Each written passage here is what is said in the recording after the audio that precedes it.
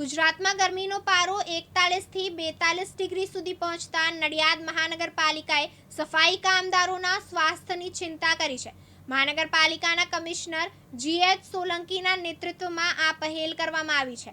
નડિયાદને સ્વચ્છ રાખવા માટે 284 સફાઈ કામદારો દિવસ રાત મહેનત કરે છે. સવારે 8 વાગ્યાથી શરૂ થતા આકરા તડકામાં કામ કરતા આ કર્મચારીઓને હીટ સ્ટ્રોકથી બચાવવા માટે ખાસ પગલાં લેવામાં આવ્યા છે. નડિયાદ શહેરના ખેતા તળાવ ખાતે યોજાયેલા કાર્યક્રમમાં તમામ સફાઈ કામદારોને ORS અને એનર્જી ડ્રિંક્સનું વિતરણ કરવામાં આવ્યું. આ પ્રસંગે commissioner Solanki, deputy commissioner Rudreshbhai Hudad, health officer Prerna Gwalani, chief sanitary Mayank Desai સહિત અન્ય અધિકારીઓ હાજર રહ્યા હતા.